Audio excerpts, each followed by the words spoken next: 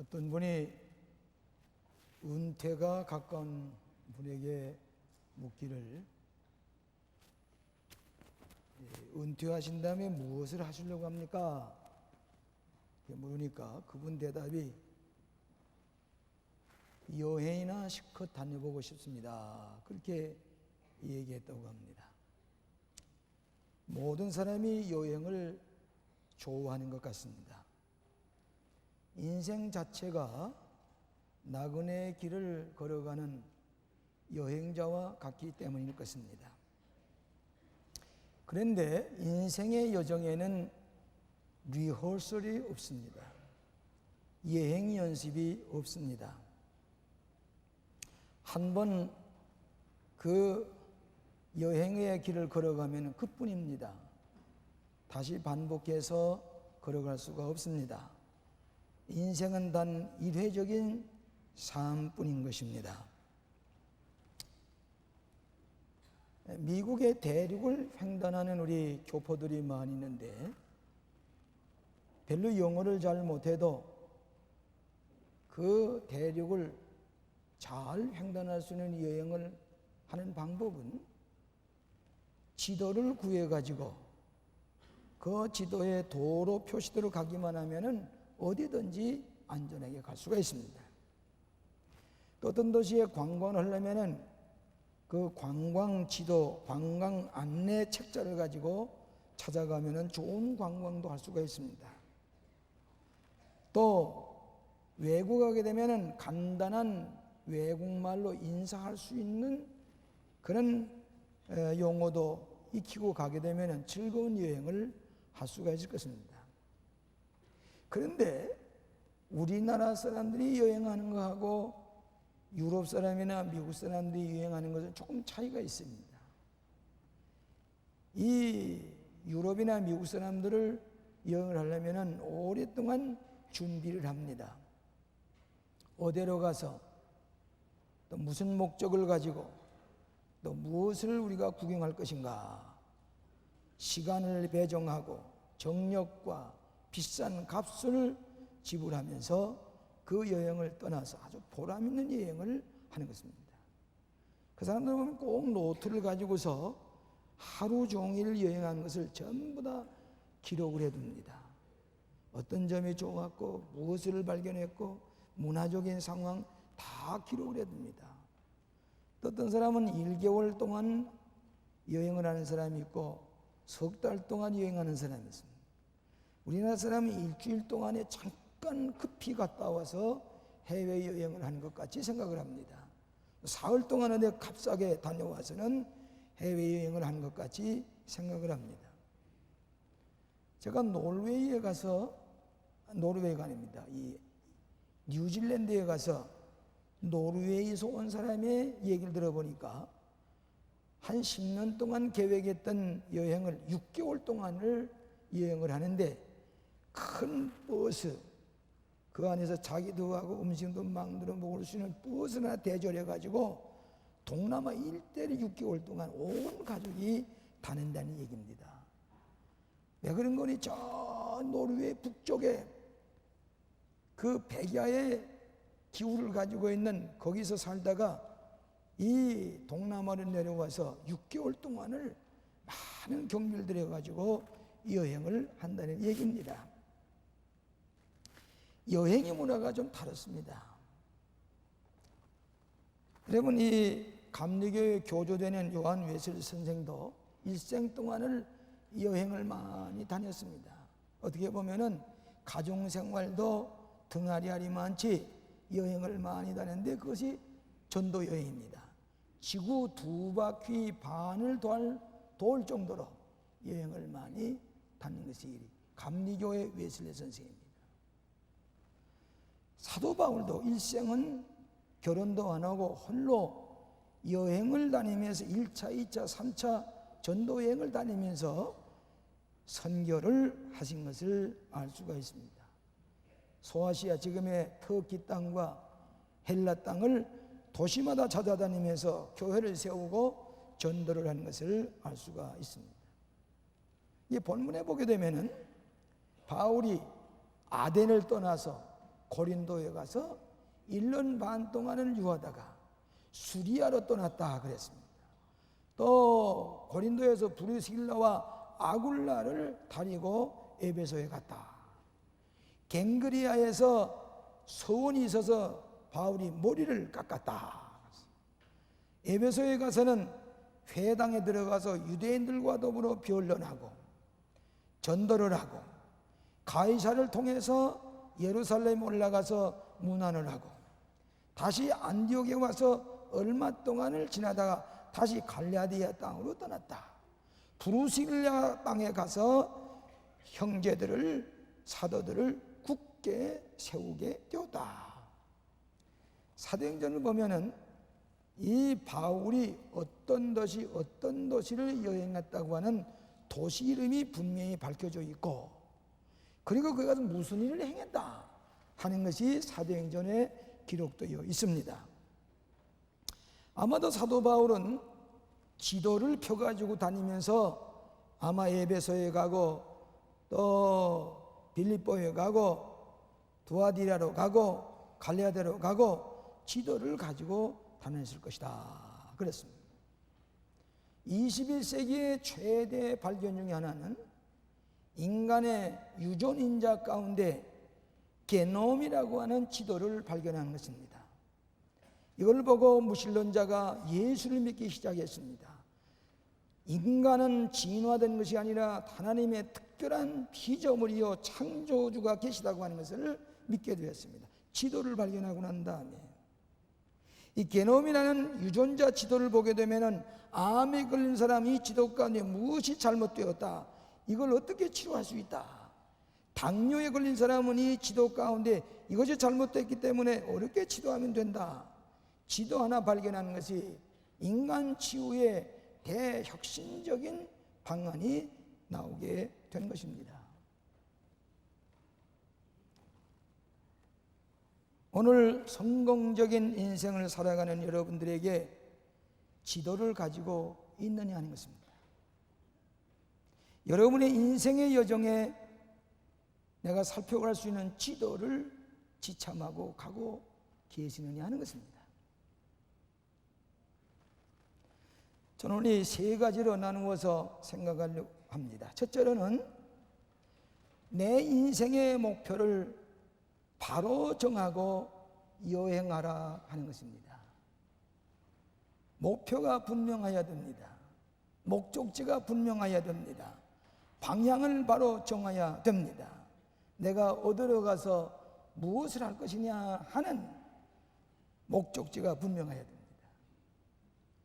제가 여러 해 전에 안동교회라고 하는 오래된 교회가 있는데 거기에 전 윤보선 전 대통령 내외관이 그 교회에 출석하십니다. 집회를 했는 날인데 그 윤보선 대통령 내외관이 앞자리에 앉아서 어떻게 열심히 설교를 들으시는지 제가 감동을 받았어요. 그런데 한 번은 저녁을 초대해 주십니다. 그래서 그 윤보선 대통령의 그 가옥이 문화재로 오래된 옛날 임금이 살던 그런 그 좋은 한옥이에요. 거기 가서 정성껏 정말 옛날 궁정 음식을 만들어서 대통령께서, 윤보선 전 대통령께서 이렇게 접대를 해주세요. 이게 끝나고 난 뒤에 앉아서 대화를 하는데 이 윤보선 전 대통령이 유머를 말씀하세요. 이런 얘기를 하시더라고요. 당신이 영국의 에딘베라 대학을 다니고 있을 때에 자기 교수가 기차를 타고 가게 됐는데 이 기차를 타고 얼마쯤 가다가 여객 전무가 와서 당신 어디로 가는 거요? 어디로 가신 거요? 그러니까 이 교수가 어디로 갔는지 잊어버렸어요. 방향을 잃어버렸어요. 지갑을 주섬주섬 줬더니 차표를 끄집어내면서 내가 여기 가는 것 같습니다. 이 교수가 어디로 가는지 잊어버리고 있다가 차표를 보고야 내가 어디로 가는 줄 알았다. 그 얘기를 하시면서 함께 웃은 적이 있습니다. 우리 인생이 어디로 가고 있지만은 내가 지금 종착역이 어딘지, 무슨 목적으로 가고 있는지 방향은 어디인지 알지 못하고 여행을 막연하게 하고 있지 않는가. 어디 오늘 해외여행을 간다고 그러니까 무엇을 볼 것인지 어딘지 모르고 무조건 짐 싸가지고 다니지만은 갔다 오게 되면 뭘 봐느냐 그러니까 안내하는 사람이 깃발만 보고 왔습니다. 그렇게 얘기하는 사람이 있다고 그래요? 사도 바울은 그렇지 않았습니다. 분명한 목표를 가지고 도시 이름을 기억하고 거기 가서 제자들 굳게 세우고 회당에서 말씀을 가르치는 분명한 여행 행로가 분명한 여행을 하신 분이 사도 바울이다 맞습니다. 제가 한번 여행을 다녀온 적이 있는데 카메라를 가지고 가서 청년관을 가서 사진을 찍었습니다. 수도원에 가서 사진을 찍었습니다. 수양관을 찾아가서 사진을 했습니다. 유럽의 서서지방으로 자동 기차가 갈 때 그 아름답게 생긴 그 저택을 보면 그것도 사진 찍었습니다. 그걸 가지고 왔습니다. 가지고 와서 그걸 참고해서 지은 것이 여러분이 잘 아시는 수도원이고 기도공원입니다. 아직도 우리나라에 기도공원 같은 그런 시설을 한 데가 없지요. 다 여행 중에 사진을 찍은 것을 가지고서 만든 것입니다. 또 세미나하우스도 마찬가지입니다. 그 아름다운 곳에 세미나하우스를 지은 것도 그 모양도 제가 가서 여행 중에 찍어온 사진을 가지고, 비전랜드도 마찬가지입니다. 뭐든지 목적의식을 가지고 여행을 하고 그리고 뜻있는 값있는 여행을 하면서 살아가는 것이 인생이라고 얘기합니다. 제가 워싱턴 DC에서 얼마 동안 공부한 적이 있습니다. 워싱턴 DC 가게 되면 볼만한 것이 많이 있는데 그 중에 스미소니언이라고 하는 박물관이 있습니다. 그 박물관에 가게 되면 한국의 여러 문화적인 시설도 거기다 해놓은 게 있습니다. 거기 가게 되면은 역대 대통령의 연설을 녹음해 놓은 것이 있습니다. 존 F 케네디가 대통령 시절에 연설을 한 비디오 테이프를 다시 풀어서 볼 수가 있습니다. 그 연설 내용이 1961년 5월 25일 미국 국회에서 한 유명한 연설입니다. 그 연설은 1950년 후반기에 러시아가, 지금의 러시아, 전에 소련이 우주 경쟁에 있어서 미국을 훨씬 앞질렀습니다. 하루아침 자고 일어나니까 소련의 스푸트니크라고 하는 그 인공위성이 달나라에 개 한 마리를 싣고서 착륙을 시켰습니다. 미국이 깜짝 놀랐습니다. 이걸 본 존 F 케네디는 꿈을 가지고 목표를 세우기를 시작했습니다.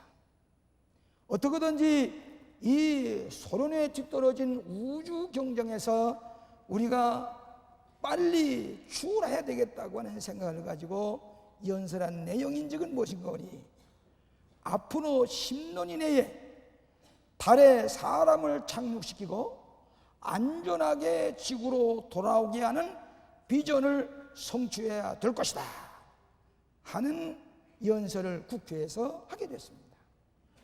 그때 미국의 나사의 우주과학자들은 앞으로 30년이 걸려야 달나라에 사람을 착륙시키려지 모른다, 그런 계획을 가지고 있었는데 10년 이내로 사람을 달에 보냈다가 다시 안전하게 지구로 돌아오게 할 것이라 하는 목표를 세울 때에 이 과학자들은 의심을 하기 시작했습니다. 안 될 거라고, 할 수가 없다고 그랬습니다. 그런데 이 꿈대로 10년이 다 가기 전에 1969년 6월 16일에 아폴로 15, 11호가 케네디 스페이스 센터를 거기서 발사해서 달나라를 향해서 24만 4,930마일을 지나서 사흘 만에 네일 암스트롱과 부츠 알드린 주니어 두 사람이 달에 착륙을 했습니다. 먼지가 펄펄 나는 달나라 위를 걸어가는 것을 흑백 텔레비를 통해서 이 지구상의 5개 사람이 달나라에 착륙하고 걸어가는 것을 텔레비전으로 보게 됐습니다. 불행히도 존 F 케네디는 그 텔레비전을 볼 수가 없이 저 텍사스 달라스에서 암살을 당하고 말았습니다. 존 F 케네디의 꿈이, 자기는 이 세상을 떠나갔지만은 꿈이 실현되는 놀라운 기적을 지구상에서 바라보게 되는 것은 그가 10년 이내에 사람을 달나라에 보내고 돌아오게 할 수가 있다고 하는 꿈을 제시했기 때문입니다. 때로는 여러분의 생각에 미치지 못하는 불가능해 보이는 것이 꿈을 가지고 비전을 제시할 때에 어느 땐가는 거지 계획을 세우고 에너지와 지혜와 과학 기술을 개발하게 될 때에 현실화 될 수 있는 것이 여러분의 꿈이요, 여러분의 위대한 비전인 것을 믿으시기를 바랍니다. 바울이 인생의 목표를 설정했습니다. 뒤의 것을 잊어버리고 앞에 있는 것을 잡으려고 표대를 향하여 그리스도 예수 안에서 하나님이 위에서 부르신 부름의 상을 위하여 쫓아가노라. 바울은 성공적인 인생의 목표를 세워서 궁극적으로 그 목표를 달성하고 성공적인 인생을 살다 가신 것을 믿으시기를 바랍니다. 두 번째로는 내 인생의 여정을 보다 적극적인 자세로 달려가라고 하는 것입니다. 오늘 인생은 그의 여정의 자세를 보아서 성공할 수도 있고 실패할 수도 있습니다. 적극적인 자세를 가지고 뒤를 돌아보지 않으면 달려가는 사람은 성공하는 사람이요, 부정적인 생각을 가지고 주저하고 낙심하는 사람은 실패하는 사람이 될 수밖에 없습니다. 인생 여정에 4가지형의 사람이 있다 그랬습니다. 첫째로는 희생형입니다. 빅틈, 희생. 인생에 아무런 계획도 지도도 없이 살아가는 사람입니다. 계획도 없습니다. 꿈도 없습니다. 동기도 없습니다. 그리고 살아가면서 무슨 생각을 하는 거니? 나는 다른 사람의 피해자다. 다른 사람인 사회나 이 나라나 다 나는 나에게 도움이 안 된다. 그 사람 나는 피해를 보고 있다. 자기는 희생자다. 그런 구실만 늘어놓지 적극적인 자세가 없이 부정적인 생각을 가지고 가는 실패하는 사람을 희생형이라 그래요. 두 번째로는 현실형이 있습니다. 과거나 미래에는 관심이 없습니다. 현실만 집착해서 그저 현상 유지로 살아가는 것이고 변화도 원치 않습니다. 모험도 원치 않습니다. 꿈도 없습니다. 비전도 없습니다. 동물처럼 그저 오늘 이렇게 살아가면 되지 않느냐. 지극히 현실적인 사람, 이 사람도 성공하기가 어렵습니다. 세 번째로는 몽상형입니다. 이 사람은 꿈은 꿉니다. 그러나 계획을 세우지 못합니다. 실천에 옮기지도 못합니다. 모험도 없습니다. 노력도 없습니다. 비싼 대가도 지불려고 하지 않습니다. 다만 꿈만 꾸고 있습니다. 백일몽에 꿈만 꾸었지 꿈을 실현하기 위한 대가도 없고 노력도 없고 실천도 없는 사람, 이 사람을 몽상형이라 그렇게 얘기를 해요. 마지막에 또 한 사람의 이유가 있는데 그것은 미래지향적입니다. 미래지향형입니다. 이 사람이 현실에 만족하지 아니하고 오늘 내가 산 것은 어제 계획이 있었기 때문에 오늘 사는 것이다. 오늘 내가 꿈과 계획을 세우면 내일 난 이렇게 살게 될 것이다. 오늘 여러분이 내가 있는 것은 우연히 된 게 아닙니다. 어제나 오래전에 심어놓은 대로 오늘 거두는 것입니다. 네? 그렇기 때문에 이 사람은 오늘 내가 적극적으로 남을 위해서 내 능력을 최대한을 발휘해가지고 살 것 같으면 풍성한 생명을 남에게 나눠줄 수 있다. 적극적인 인생관을 가지고 성공적으로 살아가는 사람은 미래지향형의 사람입니다. 오늘 사랑하신 여러분, 여러분은 희생형입니까? 현실형입니까? 몽상형입니까? 미래지향적인 적극적인 목표와 꿈을 가지고 살아가는 사람입니까? 영국 런던 황실병원에서 한 번은 조사한 것을 발표한 것이 있습니다. 그 병원에 57명의 암 환자를 살펴보았는데, 암 환자 가운데 보다 적극적인 인생관을 가진 사람은 10명 중에 7명이 10년 이상을 더 살 수가 있었다. 근데 부정적인 사람은, 이 사람은 10명 중에 8명이 암 진단을 받은 순간부터 좌절과 실망이 돼서 나는 이 암 때문에 죽을 것이다. 1년 이내에 그 암 환자는 다 죽어갔다는 것입니다. 긍정적인 사람은 10년을 더 살면서 자기의 생각으로 암을 극복하면서 더 오래 살 수가 있었다는 통계입니다. 다시 말하면 인생의 삶의 자세에 따라서 실패하고 성공하는 것을 자기 자신이 가늠하는 것입니다. 존 C 맥스웰이라는 사람의 책을 내가 한번 읽어보니까 적극적인 자세를 가진 사람의 7가지 특징을 이렇게 얘기를 했습니다. 첫째로, 나 자신의 가능성을 믿는 사람. 내가 지금 여기서 살아가는 것은 우연히 돌덩이처럼 그저 이렇게 굴러다니고 사는 게 아니라 하나님의 계획에 계셔서 오늘 이 시점에서 내가 살고 있다. 또 내가 살 수 있는 가능성과 내 모든 이런 능력을 가지고 있다. 이것을 활용하면서 살아가는 사람입니다. 적극적인 자상을 가지고 난 할 수가 있다. 나도 승리할 수가 있다. 나도 큰 회사의 사장이 될 수 있고 회장이 될 수가 있다. 나도 대학 교수가 될 수 있고 나도 PhD 학위를 할 수가 있다. 나 할 수 있다. 내 가능성을 가지고 개발해 나가는 사람, 자기 자신의 가능성을 믿는 사람이에요.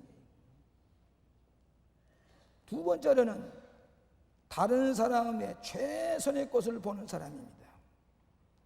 이웃을 보는 눈동자가 그 사람의 장점을 보고 그 사람의 우수한 점을 볼 줄 아는 사람이 자기의 좋은 점을 개발해 나갈 수 있는 사람이고 자기의 적극적인 성품을 발전시켜 나갈 수 있는 사람입니다.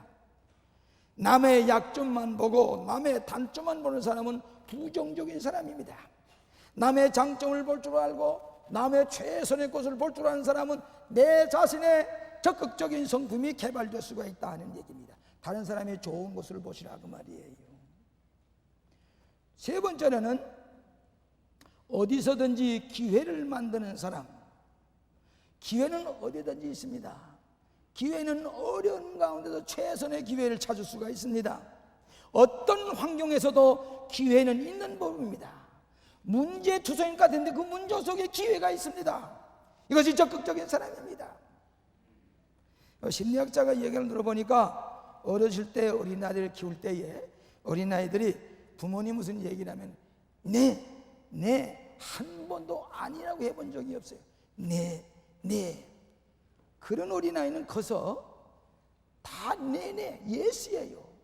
자기의 어떤 어려운 환경 가운데 그 예스를 찾아내고 환경을 기회로 만드는, 그렇게 행복하게 사는 사람이 되지만은 어려서부터 아니요, 못해요, 할 수 없어요 하는 것은 커서도 환경에서 좋은 기회를 만들지를 못한다. 적극적인 사람은 어떤 환경에서 기회를 만들어내는 사람이다. 네 번째로는 문제의 해결점을 찾는 사람입니다. 긍정적인 사람은 문제 해결점을 찾지만은 부정적인 사람은 문제만 자꾸 만드는 사람입니다. 결국은 문제 속에서 자기는 헤어나지는 못합니다. 그러나 긍정적인 사람은 문제점의 해결 뭐냐? 해결점을 찾는, 문제 해결은 그 속에 있습니다. 그것이 긍정적인 사람은 그 속에서 해결점을 찾아가는 사람이 성공한 사람이 될 수가 있다. 해결점을 찾는 사람이에요. 다섯 번째는 남에게 주고자 하는 사람입니다. 적극적으로 무엇이 주고자 하는 사람입니다. 칼 매닝거라고 하는 정신과 의사가 말하기를 나누어 주고자 하는 사람치고 정신병에 걸린 사람이 드물다. 남에게 뭘 나누어 주려고 하는 사람은 정신병에 걸리지 않는다.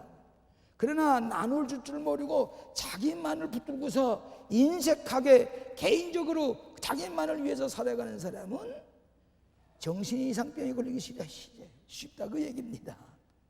이런 사람은 적극적으로 남을 주기를 좋아하는 사람은, 이런 사람은 높은 차원의 인생을 살아가지만은 줄 줄 모르고 나누어 줄 줄 모르는 사람은 저급한 차원의 인생밖에 살 수가 없다 그 얘기입니다. 여섯 번째로는 끈질긴 사람입니다. 긍정적인 사람은 쉽게 낙심하지 않습니다. 포기하지 않습니다. 적극적으로 앞을 향해서 지속적으로 끈질기게 달려가는 사람입니다. 저를 가르쳐 주시는 은사 가운데 세상을 떠났습니다만 혼영설 학장님이 계십니다. 그가 이 감리교 신학대학의 학장으로 계시면서 우리에게 참 훌륭한 신학을 가르쳐 주셨는데 그분의 세상을 떠나고 나시니까 아무런 흔적이 없어요. 아무 흔적이 없어요. 그래서 제가 속으로 안타까운 심정을 가지고 혼영설 학장님의 흉상과 사모님의 영상을 만들어서 우리 세미나하우스에다가 모셨습니다. 여러분 가보시면은 그 흉상 두 분이 계시지요. 근데 그것은 제 은사를 기억하고 이 지구 아무 데도 없어요. 신학교에 가도 그 감신에 가도 아무 흔적이 없어요. 안타까운 마음으로 거기에 동상을 해 세웠는데 한 번은 그 홍학장님이 촛불 시간에 이런 얘기 하시더라고요. 어떤 사람이 뒤에서 화살을 쏴서 맞추려고 하지만은 앞을 향해서 목표를 향해서 계속 달린 사람은 뒤에서 아무리 화살을 쏴도 화살촉이 뒤에 떨어지지 절대로 맞출 수가 없단 말이에요. 왜? 목표로 달려가기 때문에 맞출 수가 없단 말이에요. 돌아서서 머리다 보면 맞는다 그 얘기입니다. 앞을 향해서 끈질기게 달려간 사람을 맞출 수가 없다 그 얘기입니다. 일곱 번째로 책임질 줄 아는 사람입니다. 적극적인 사람은 자기가 하는 일에 대해서 책임을 질 줄 아는 사람입니다. 자기 자신에게 정직한 사람입니다. 자기의 약점도 압니다. 장점도 압니다. 자기의 약점을 장점으로 변화시킬 수 있는 능력을 가지고 살아가는 사람, 긍정적인 사람입니다. 자기가 한 일에 자기가 책임질 줄 아는 사람이 되어야 됩니다. 이런 사람은 긍정적인 사람이고 성공적인 인생을 살아갈 수가 있습니다. 여러분 사도 바울이 얼마나 적극적인 사람인 줄 아십니까? 가는 곳마다 동반자를 구했습니다. 사도 바울이 지극히 사랑했던 아들과 같은 사람인데 이 사람이 디모데입니다. 루스드라에 가서 아버지는 헬라 사람인데 어머니가 유태인이에요. 동네에서 들어보니까 착한 사람이요, 아주 순수한 사람이고 아주 훌륭한 사람이라는 소식을 듣고 디모데를 택해가지고 바울의 후계자처럼 아들처럼 키웠습니다. 여러분 두아디라 성에 갔을 때에 자주 장사하는 루디아라고 하는 여인이 있었는데 과부입니다. 이 여인을 강가에서 예배보다가 이 루디아를 만나고 난 다음에 루디아를 키워서 빌립보 교회를 세우게 했습니다. 고린도에 갔을 때에 참한 내외관이 브루실라와 아굴라라고 하는 신실하고 참하고 성실한 젊은 내외관을 만났을 때에 브루실라 아굴라를 택해서 데리고 에베소에 가서 교회를 세웠어요. 그래서 바울에게 있어서 훌륭한 사람 가운데 사람이 이 브루실라와 아굴라입니다. 에베소에 가보니까 알렉산드리아에서 태어난 학문이 많은 아폴로라는 사람이 있는데 아폴로를 부르다가 성경을 가르쳐가지고 훌륭한 학자요 훌륭한 지도자로 삼았습니다. 바울은 그냥 구경만 하고 다니는 게 아니라 간 데마다 좋은 사람을 선택해가지고 지도자를 만들고 좋은 사람을 양육해서 제자를 만들고 얼마나 적극적인 인생을 살아간지 알 수가 없습니다. 오늘 사랑하시는 여러분, 여러분의 삶의 자세가 부정적입니까? 적극적입니까?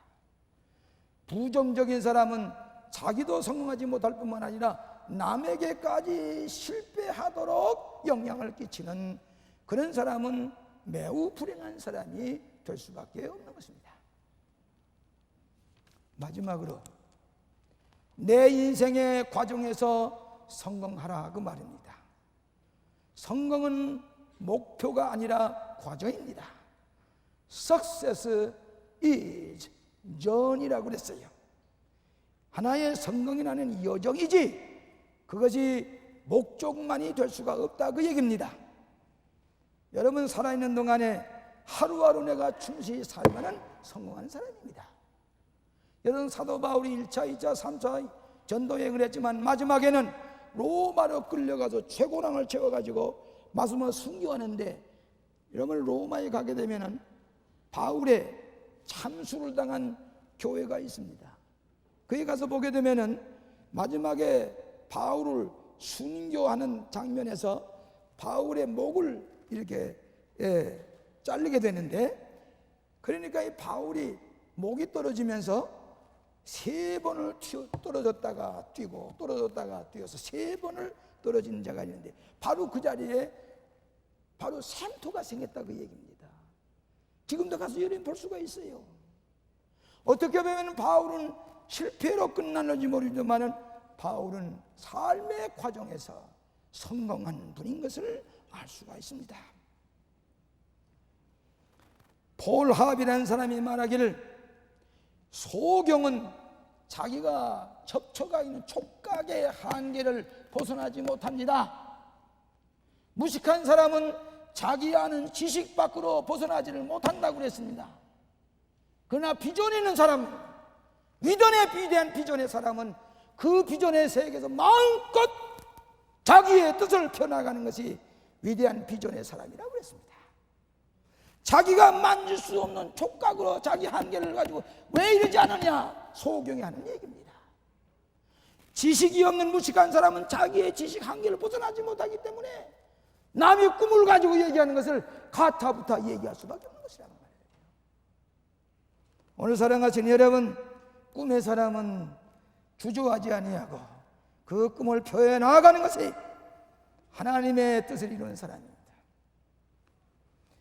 인생의 여정에서 실패하게 만드는 4가지 요인이라는 것을 내가 읽어보니까 4가지 요인이 있더니 이런 요인이에요. 첫째는 뭐인 거니? 교만입니다. 교만은 자기의를 드러내는 겁니다. 그리고 자기만은 잘났고 남은 잘못됐다 하는 거예요. 자기의. 성경이 뭐라고 그랬습니까? 교만은 넘어짐의 앞잡이니라. 자기의 교만만을 내세우는 사람은 실패의 원인이 될 수가 있습니다. 두 번째로는 육적인 욕망, 음욕 가운데 음욕의 노예가 되고 색종의 노예가 되는 사람은 성공하기 어렵습니다. 자기 스스로를 절제할 줄 모르는 사람입니다. 세 번째로는 탐심입니다. 욕심. 욕심이 많은 사람은 남에게 나눠줄 줄도 모르고 베풀 줄도 모르고 자기 욕심을 찾아 욕심이 대한 죄를 낳고 죄가 장성하여 사망을 나니라 그랬지요. 또 하나는 뭐입니까? 시기와 질투입니다. 시기와 질투. 나 세계 사람 가운데 시기와 질투가 제일 많은 나라 사람이 누구입니까? 한국 사람입니다. 여러분 한국 사람이는 우리나라에 다른 나라에 가봐도요 동상이 사방에 서 있는데 우리나라엔 동상이 별로 없어요. 여러분 다른 나라 사람들이 뭐 다 훌륭해서 동상을 지은 줄 아십니까?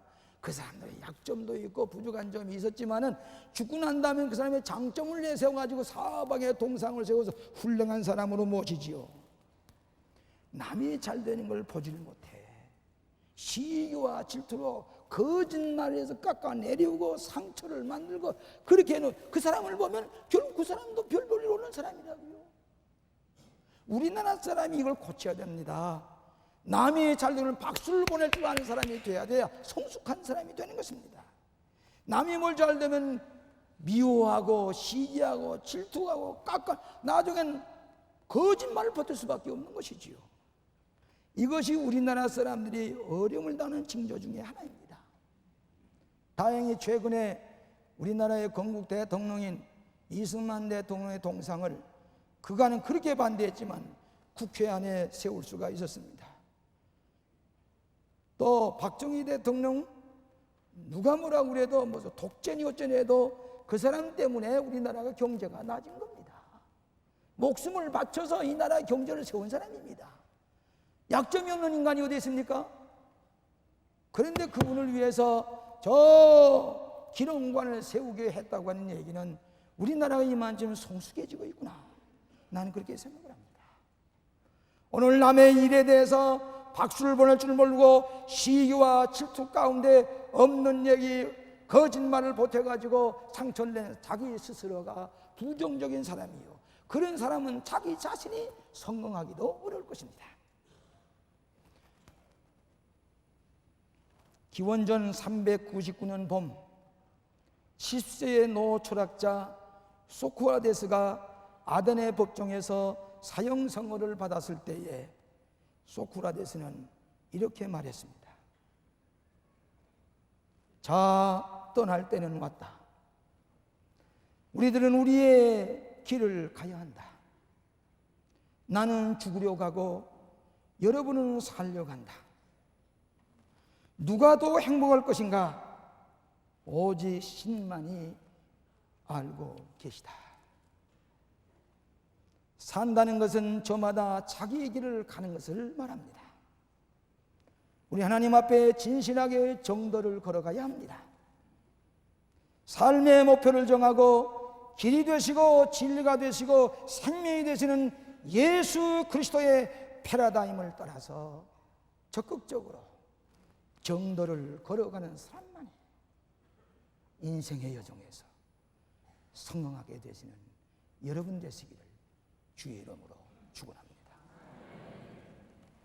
자비하신 아버지, 오늘 새철론의 벽두에 우리들이 이 지구상에서 주님께서 보내준 사명을 감당하며 살아갈 수 있도록 축복해 주신 것을 감사합니다. 적극적으로 살겠습니다. 성공적으로 살겠습니다. 하나님의 영광을 드러내며 살겠습니다. 꿈을 가지고 살겠습니다. 축복하여 주시옵소서. 예수님 이름으로 기도하옵나이다.